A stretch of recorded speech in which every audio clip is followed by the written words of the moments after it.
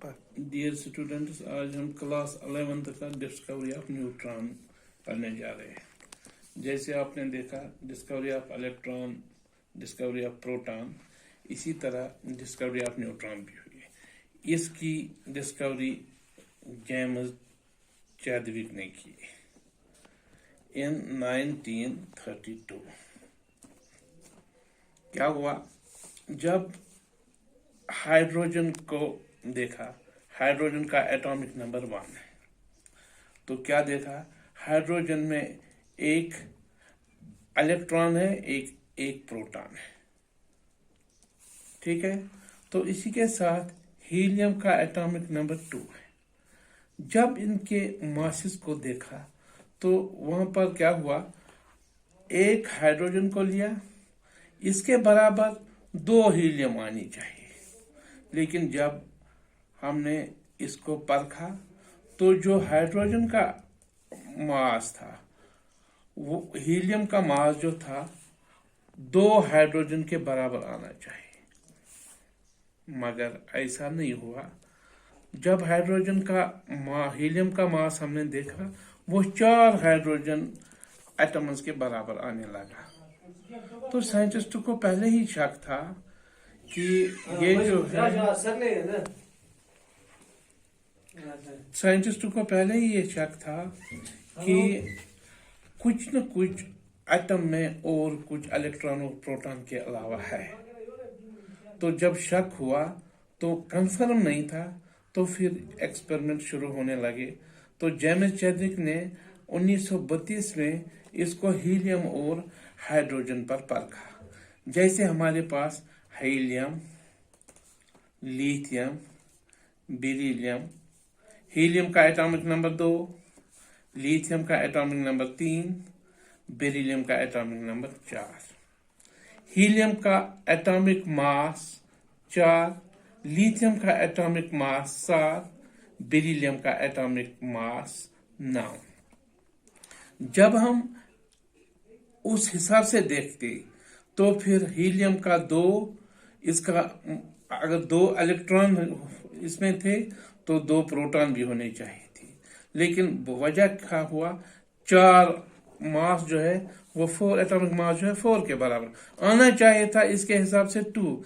अगर लिथियम का 3 था तो एटॉमिक मास 3 आना चाहिए, बेरिलियम का 4 था, एटॉमिक मास 4 आना चाहिए। मगर जब ये डबल से, किसी जगह डबल और किसी जगह डबल से भी थोड़ा ज्यादा, क्योंकि हमें पता है जो इलेक्ट्रॉन का मास है बिल्कुल कम है, नेग्लिजिबल के बराबर है। तो साइंटिस्टों को पहले ही शक था कि भाई एटम में और कोई न कोई पार्टिकल है जिसकी वजह से इसका मासेस में वेरिएशन आ रहा है। तो उसके बाद क्या हुआ, तो रदरफोर्ड ने अपना एक्सपेरिमेंट किया। उसने ऐसा किया, उसने कहा एक गोल्ड फॉइल एक्सपेरिमेंट किया। उसने एक सर्कुलर डिस्क लाया, जो कि जिसको कोड किया जिंक सल्फाइड से। जब जिंक सल्फाइड से कोड किया, क्योंकि यहाँ पर जो अल्फा पार्टिकल्स का सोर्स है उसको आगे टारगेट पे रखा गोल्ड फॉइल। बड़ा कॉस्टली एक्सपेरिमेंट था, लेकिन रदरफोर्ड ही जो ऐसा साइंटिस्ट जो इसको कर सकता था, क्योंकि उसका पहले ही एक्सपेरिमेंट इस पर चल रहा था, अल्फा पार्टिकल्स पर। तो जब इसने यहाँ पर बम्बार्ड किया गोल्ड फॉइल मेटल से, तो क्या हुआ, इसकी ऑब्जर्वेशन में क्या आया, तकरीबन 99.9% अल्फा पार्टिकल जो है वो अनडिविएटेड, सीधा जैसे आए वैसे ही निकले, सीधे पास हो गए गोल्ड फॉइल से 99.9%। और दूसरा यह है कि few particles, alpha particles, few, थोड़े से, कुछ बिल्कुल जो कम है वो थोड़े से डिविएट हो गए, यानी कि बिल्कुल कम। तो तीसरा हुआ बहुत से कम, उसको ऐसे माना गया 20,000 में से एक रे ऐसी निकली जिसने एंगल 180 डिग्री से ज्यादा, जो डिफ्लेक्ट हो गई। जब डिफ्लेक्ट हो गई तो शक होने लगा कि जो ऐसा डिफ्लेक्ट, हम आपको पता है जो अल्फा पार्टिकल्स है बहुत ही, अल्फा रेज बहुत ही हैवी है, गोया कि इसके सामने कोई ऐसा हैवी चीज आ गया जिसने इसको डिफ्लेक्ट किया। अगर वो एक ही है 20,000 में से, तो जब ये डिफ्लेक्ट हुआ तो साइंटिस्ट्स को फिर ये पता चला कि बीच में कोई ऐसा पार्टिकल है जिसका मास अल्फा रेज से भी बहुत ज्यादा है। तो इसमें से डिस्कवरी ऑफ न्यूक्लियस भी समझ आने लगी। तो रदरफोर्ड ने अपने मॉडल में क्या किया, उसने देखा कि most of the atom is hollow. जब इसने एटम की स्ट्रक्चर दे दी तो उसने उस टाइम बोला था कि बीच में इसका न्यूक्लियस है। बाद में उसने वो वाटरमेलन की एग्जांपल दे दी कि बीच बीच में जो है वो बीज वाटरमेलन के वो इलेक्ट्रॉन है। तो उसने क्या किया, उसने जब ये एक्सपेरिमेंट किया तो उसकी समरी क्या दे दी, most of the atoms are hollow. जो भी एटम, क्योंकि जब ये हमें पता चला कि 99.9% सीधे निकले, इसका मतलब है जो एटम का सबसे ज्यादा पोर्शन है वो खाली है। Number 2, the positive charge reside in a very small space as a nucleus. जो पॉजिटिव चार्ज वाला है बिल्कुल किसी खास स्पेस पे है, बीच में है वो, जिसको फिर हमने माना कि ये न्यूक्लियस है, कि रदरफोर्ड ने ही कहा। फिर उसके बाद साइंटिस्ट आ गए जिसने, फिर चैडविक ने ही न्यूक्लियस को भी डिस्कवर किया, मगर न्यूक्लियस के साथ साथ ही न्यूट्रॉन भी डिस्कवर हुआ, तो अभी तक नहीं हुआ था। तीसरा, the positive charge is heavy. जो मैंने आपको बोला ये इतना हैवी था कि अल्फा पार्टिकल उससे हैवी है, जिसको इसने वापस मोड़ा। तो इसका मतलब है वहां पर कुछ न कुछ ऐसा ही पार्टिकल था जिसका मास बिल्कुल अल्फा पार्टिकल से ज्यादा था। तो चौथा पॉइंट उसने कहा नंबर ऑफ प्रोटॉन्स और नंबर ऑफ इलेक्ट्रॉन्स बराबर होते हैं एक न्यूट्रल एटम में। नंबर ऑफ प्रोटॉन्स और नंबर ऑफ न्यूट्रॉन्स बराबर होते हैं।